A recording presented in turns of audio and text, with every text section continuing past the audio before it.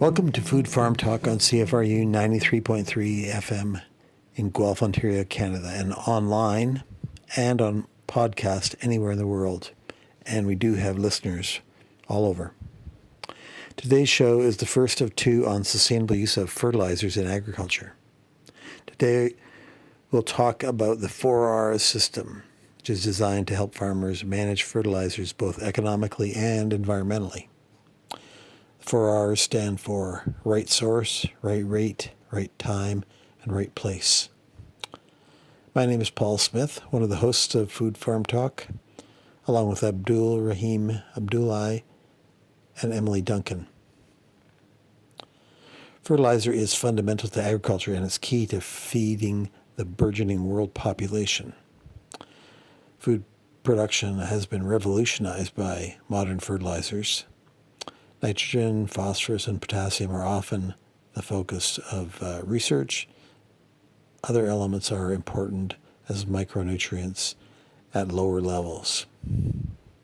Agronomists call these crop nutrients. Yet fertilizer and nutrient use can have unintended effects on soil ecosystems, water quality, greenhouse gas emissions, and other environmental features. So, sustainable use of fertilizer is a key issue in farm sustainability, locally and globally. Runoff of phosphorus from fertilizers contributes to harmful algae blooms in Lake Erie and other water bodies around the world. Use of nitrogen fertilizer can contribute to greenhouse gas emissions from crop agriculture.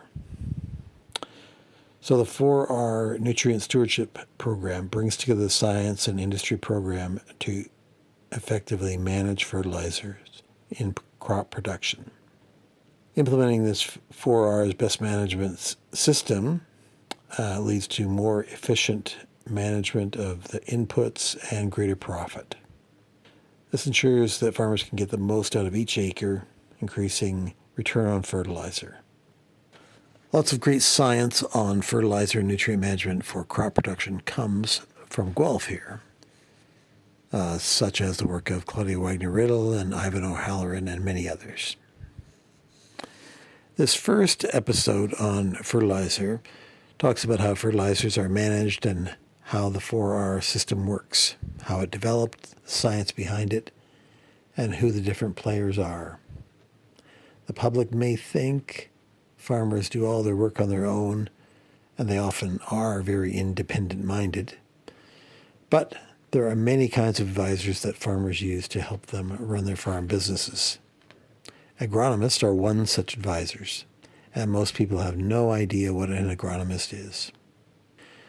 Next week, we'll look at the environmental issues the 4Rs helps address and some of the research that's gone into it. So make sure to tune in for that one too.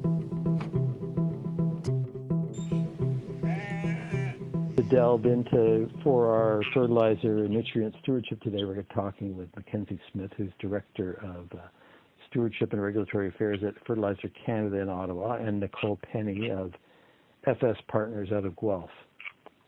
So we've asked McKenzie and Nicole to participate today because the 4R system is sponsored by the fertilizer industry and it's implemented through agronomists that advise farmers about their use of fertilizers and crop production.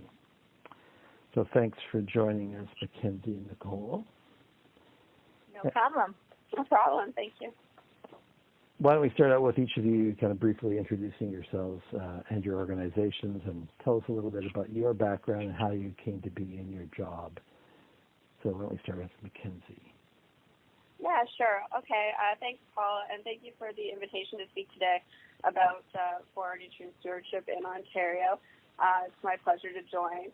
So my name is McKenzie Smith, as mentioned, and I'm Director of Stewardship and Regulatory Affairs at Fertilizer Canada. I'm from a small town just outside of Ottawa. I did not grow up on a farm, but I had some friends that had farms and was right in that area of the Ottawa Valley. And I moved to the city right after high school to complete both my Bachelor of Science and Master's of Science in Chemistry at Carleton University. And through a connection at the university there, I started off with Fertilizer Canada right after school. right after my master's degree, where I started off with an internship with the Soil Conservation Council of Canada. And so for those that don't know, and as mentioned, Fertilizer Canada is an industry association. We represent fertilizer manufacturers, distributors, retailers. Great. Nicole? Hi. I'd like to thank you for this invitation as well. So it's exciting to talk about what we're doing in the industry, especially with the 4Rs. Lots of exciting new things happening. So as mentioned, I'm Nicole Penney. I am the Precision Ag Manager with FS Partners. I grew up on a farm up in Bruce County and have just always had an interest in agriculture, which led me to the University of Guelph. So I was and graduated in 2009 and have been working in agronomy ever since. Started in research and have been with retailers the last 8-9 years now, and with FS Partners for 5.5. So as mentioned, FS Partners is the Ontario retail division of Growmark, so serving farmers across Central and Southern Ontario with agronomy, energy, and grain marketing products and services. And as it pertains to our discussion today, we have crop specialists on staff working directly with farmers, soil testing and advising on fertilizer recommendations, along with our custom app business where we are applying those nutrients directly to the field in accordance to the 4Rs. We're also participating in the 4R Retailer Certification Program and have 3 of our 5 agronomy hubs now certified on that program, which is really exciting. Cool. Okay, thanks both of you. Let's start off with some of our listeners who will not really understand much about fertilizers, being urban dwellers. So perhaps, Nicole, you can give our listeners a kind of a 2-minute primer on the types of fertilizer used in agriculture and the purpose of the different kinds of fertilizers. Okay. Well, I'd say first off the bat, think of fertilizer as plant food. So just like us, plants need nutrients to grow and be healthy, and so we apply these nutrients or fertilizer to the soil so that the crop can grow and be healthy. So we also need to replenish those nutrients in the soil. A lot of them are naturally there in the soil, and then the plant takes those nutrients up, and so we need to make sure that we're replacing those nutrients that the crop is removing. So in agriculture, fertilizer is really referred to any compound containing one or more elements or nutrients that's necessary for plant growth and production, which we then place on the soil or we incorporate into the soil for plant growth. So there's different types of fertilizers that we use that include manure from livestock, or there's commercial fertilizer, which is the most commonly used here in Ontario and what we'll be focusing on today in our discussion. There's many nutrients that are essential to plant growth, which is what makes up our fertilizer, essentially. So there's 3 basic plant nutrients, or macronutrients, which include nitrogen, phosphorus, and potassium. So these are macronutrients as they're used or needed in relatively large amounts. So our macronutrients, N, P, and K. We then also have our secondary nutrients, which are sulfur, magnesium, and calcium, and then micronutrients, which are required and applied in relatively small amounts. So distribution is extremely important during application, as it's just such a small amount of these micronutrients that are needed for crop growth. So it could just be 1 pound of fertilizer or that nutrient that needs to be spread across a whole acre. And I'm sure we'll get into that discussion in a little bit. So when it comes to fertilizers, they must show a guaranteed nutrient analysis, which states the content of the 3 main nutrients, nitrogen, phosphorus, and potassium. And it's shown in a series of 3 numbers. So those numbers show the percent of each material, or the ratio of those 3 key nutrients, nitrogen, phosphorus, and potassium, and are always listed in that order. So for an example, for those of you unfamiliar with fertilizer, an example would be at your garden center, at a local store. You'll see fertilizer there for your lawn or flower beds, and it's the exact same theory and product, essentially. So if you had an analysis of 10, 10, 10 on a bag, it means that that bag contains 10% of each material, so 10% nitrogen, phosphorus, and potassium. Thanks, Nicole. So that is a good entry point into fertilizers. So if we start to talk about the 4R system, it's based on kind of simple principles, if you like, that for communication purposes as much as anything, but kind of the right source at the right rate, the right time, and the right place. But that's the simple part, and it's complicated because agriculture is complicated, and there's many commodities and soil types and topography and equipment and so on. So can you describe those principles behind the 4R system and how you operationalize them in the system? Yeah, thanks, Paul. I'll start off with sort of a general idea of what is meant by 4Rs and where it's come from, and then pass the mic over to Nicole to dive a bit deeper into some of the specifics. But 4R nutrient stewardship is an innovative approach to fertilizer best management practices, and it's internationally recognized across the globe. So here in Canada, we have various programs and branding specific for Canadian agriculture, but it is an internationally applied principle and framework. The approach, it's important to remember that it considers not only the economic benefits of best management practices for fertilizer, but also environmental and social benefits as a whole. And it's essential in reaching sustainability for agricultural systems from a nutrient management standpoint. And so across the country and with different provinces that we're engaged with, the agriculture industry, government, conservation authorities, especially in Ontario, have come together and committed to sustainable food production. And 4Rs is mentioned in various plans like the Canadian Ontario Lake Erie Action Plan. And what we feel is that 4R nutrient stewardship provides not only a science-based framework for this, but also brand recognition to be able to communicate to the public and other stakeholders that nutrients are being managed, that this is being implemented, it's being validated, and that we're helping to communicate those efforts as well. So as you mentioned, Paul, the concept is simple from a communication standpoint. Apply the right source of nutrient at the right rate, the right time, and in the right place. But as Nicole knows probably better than I, and we'll get into a bit more, the implementation is fairly knowledge intensive, it's site specific, and specific to even at a farm level. So the right source to us means ensuring a balanced supply of essential plant nutrients, including, but not limited to, granular liquid fertilizers or manures. The right rate is applying just enough fertilizer to meet the needs of the plant while also accounting for the nutrients that already are available to the crop in the soil. And then the right time means applying fertilizer when a plant can get the most benefit, and also avoiding times, therefore, when fertilizer can be easily lost to the environment, say after a rainfall or on frozen ground. And similarly, and then last, the right place is where a plant can easily use it and access this, and then it's less likely for it to be lost, the nutrients to be lost through different pathways to either air or water, and this often takes into account rooting systems and crop types. So I'll stop there and pass the floor to Nicole. Okay. So as Paul mentioned, he's absolutely right in saying that agriculture is complex, and every crop is different and has different needs and production practices, soil type or soil test.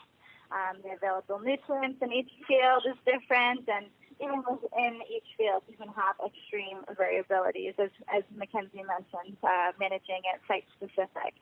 So that's what makes the 4Rs so great and extremely important. It really comes down to that record keeping and managing each field accordingly. 4R nutrient stewardship requires that implementation of best management practices that optimize the efficiency of fertilizer use. So as an example, I can take you through each of those 4Rs into some examples of what some best management practices may be. So our first R is right source, and as McKenzie mentioned, that has to do with matching your fertilizer source with crop needs and even crop safety. So one example of this is really knowing your plant available formulation. So for the most part, nutrients that are applied are either in a plant available form or in a form that converts into a plant available form over time through reactions in the soil. So we should be recognizing various nutrient formulations and understand when to use which formula.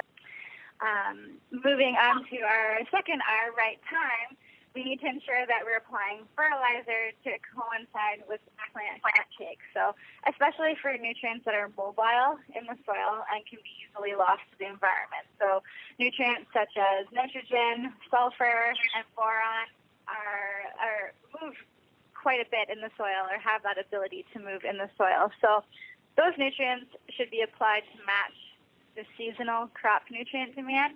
So that could depend on planting date, plant growth characteristics, perhaps they have a sensitivity to deficiencies at a particular growth stage, and so on. Lots of criteria to think about when planning the right time. So an example or best management practice in this would be for corn. So looking at that nutrient uptake curve for nitrogen in corn, the demand for nitrogen isn't too high during the first 40 days or so in that vegetative growth stage. So we can just apply a small amount of nitrogen at planting, and then the remainder of the crop needs we can apply later on in the season by side dressing or top dressing, basically spreading the rest of your nitrogen needs across the field in season just before tassel, which is going to spread your risk of nitrogen loss. It also assures adequate nitrogen for the corn crop during that rapid uptake. You can also go back to our source and treat the nitrogen you're using with a nitrogen stabilizer like agrotane, which reduces losses due to volatilization. So that's loss of nitrogen through the conversion of ammonium to ammonia gas, which is released to the atmosphere. So you can see that all of these onto the third R is our right place. So we also need to consider where our plant roots are growing. So certain nutrients need to be placed where they can be taken up by those growing roots when they are needed. So an example would be when you ban phosphorus, or you could put phosphorus right with the seed depending on the crop when you're planting. So that phosphorus is in the right place when the crop needs it. I also work heavily in precision ag, and precision ag really incorporates nicely into the 4 Rs, especially with that right place and right rate in the 4 Rs. So it all starts with soil sampling, and the 4R Nutrient Stewardship Initiative recommends that nutrient recommendations should only be made from soil tests that are recent. So it's very science-based and just makes sense that we are creating our fertility recommendations based off of a soil test specific to that field. And we can go as far as analyzing different areas of the field or site-specific across the field to see that variability and give fertility recommendations accordingly. So our soil is definitely our largest asset, and we don't want to just invest blindly into it. So a great example I like to use with farmers is that you wouldn't just blindly take out $100 bills from your bank account without checking to see what your statement balance is. So soil sampling really gives us that snapshot, like a bank statement, so that we can... Well, that's great. Actually, it gives you a really good indication of how complicated it is when you're trying to have a prescription field by field by field, right? All the different considerations and sources and so on. And then the weather comes in, right? Yes. And then your plan completely changes. If it's snowing or not, right? Yeah, woke up to snow this morning. Yeah. So the 4R system's been around for a while, and obviously you're in that theme of adaptation. It was first developed in the United States, and with a bit of a longer history there. Maybe you can talk to us about how that development of a system for Canada, and then you kind of customize it for different provinces within Canada as well. So Our group group in Ontario that's been a group now for about 6 years, going on 7, is a dynamic collaborative group that we call the 4R Ontario Steering Committee.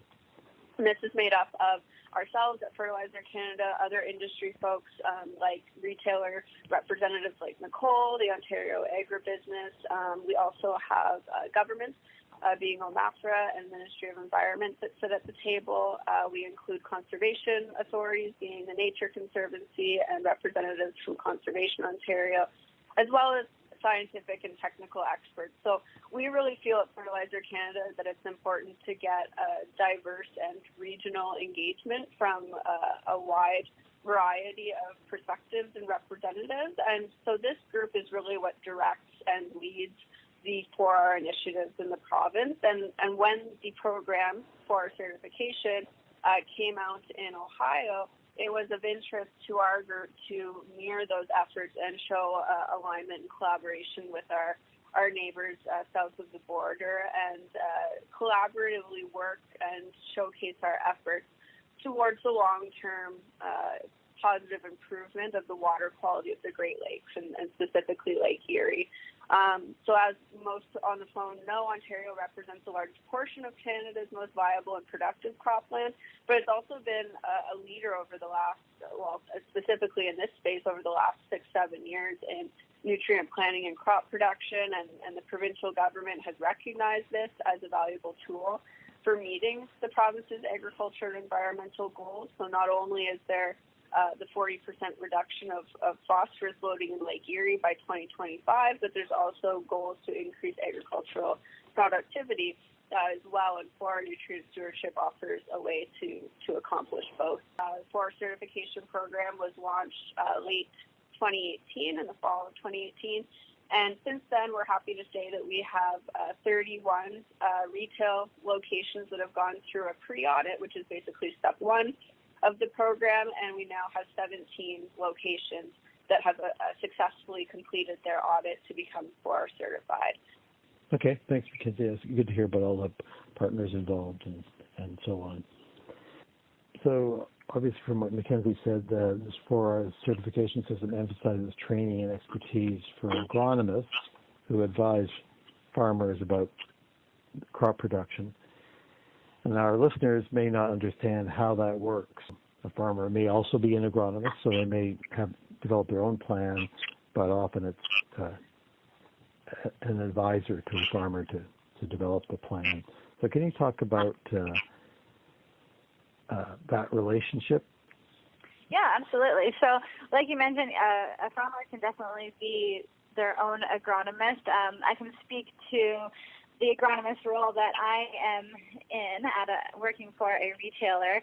As an agronomist, you spend most of your time advising farmers on agronomic practices specific to their operations and the crops that they grow, the specific crops, to achieve their optimal results with the best economic return in mind, and as well as keeping in mind that environmental sustainability aspect. So we're constantly conducting trials or communicating with researchers to learn the best ways to manage pests that could affect a farmer's crops. So, or maybe it snowed on May 11th and you need to go assess your wheat crop that's out there.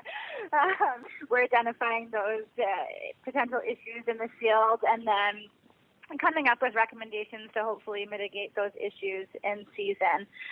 Nutrient management and stewardship is obviously a big part of the agronomist's role and what we're talking about today. So looking at that planning and implementing practices designed to manage crop nutrition for the improved efficiency of their crop production systems and optimizing the nutrient use. So really advising farmers on nutrient recommendations according to their soil tests, their soil types, crops, achievable yields. Those are all part of the standards in the retailer certification that McKenzie just took us through. So we'd like to work with our growers to collect their yield data at harvest to understand what their fields are actually capable of yielding. Having all of those documents. And so there's lots of crop planning during the winter months as an agronomist. So in most cases, agronomists have a science degree, and so I did a Bachelor of Science in Agriculture at the University of Guelph, and then a lot will go on to obtain their Certified Crop Advisor designation, or CCA. So that's a professional designation that's designed to provide a benchmark for practicing agronomy. So to become certified, you must pass both an international and an Ontario-based exam. There's also specialty certifications that you can obtain. So one being the 4R Nutrient Management Specialty, which is another written exam to obtain that nutrient management specialty. That's great. Actually, it's good. Want to convey to the listeners the complexity of advisors that farmers use to carry out their business, because I don't think that's generally appreciated. So moving on, so the 4Rs is kind of a way to use crop planning to integrate both the economics of crop production with environmental concerns. Hopefully using fertilizer more efficiently suggests that the farmers are getting a cost savings from doing this. But obviously undertaking this kind of planning is more work involved. So can you talk about the whole issue of cost of 4Rs and the cost savings that might come about? Yeah, absolutely. Thanks, Paula. I think first I do want to just reiterate and agree with you that it's the 4R nutrient stewardship isn't one or the other. You know, it's both the economic and environmental benefits, hopefully, and it's a win-win. But interestingly, on the topic of economics, in our last fertilizer use survey that we conducted this year, we have a sample of 500 Ontario corn soybean growers specifically for this province, but we do survey elsewhere as well across the country. But it was interesting that when we asked growers across the board what's the number one benefit of 4R to them, they answered by far that it was an economic return. But then when we asked growers if they aren't doing 4R, what's the main barrier to adopting 4R or implementing it, and it was cost implications. So it's very interesting to me that it's sort of it's a long-term game, and I'm sure Nicole can appreciate this. You know, sometimes you have to put in a lot of time and maybe purchase more equipment or hire an agronomist at the retail location, something like that is going to have a cost up front, but it's an investment, and we really look at it as an investment. And growers spend, I think, their highest input cost is fertilizer. And so looking at how we can secure that investment and make sure it gives the most back as possible in terms of increased crop production and yields, and therefore an economic return may take a few years, but I do think it's interesting in looking at the barriers to adoption and then sort of the benefit coming out of it. And so, I think offering proven practices, showcasing that they're science-based, having qualifications and metrics to go behind some of the proven benefits of what 4R best management practices can offer is really helpful from both an economic and environmental standpoint. I get into it a little bit into a further question, I think, later on. But in terms of, if you're holding nutrients or ensuring that they stay on the field so the crop can access them, that is offering an economic return, but it's also mitigating any environmental losses there as well. So I think it's about thinking of the long term and looking at some of the proven benefits and feeling assured that investment, maybe the first year or two, is going to come back to offer a larger economic return as a whole. Mm-hmm. Nicole, you have any thoughts about the economics? Yeah. I definitely agree with everything McKenzie said. Just to give a specific example, I think soil sampling is a good fit here. You're probably sick of me talking about soil sampling if my take-home message is just to go soil sample your field.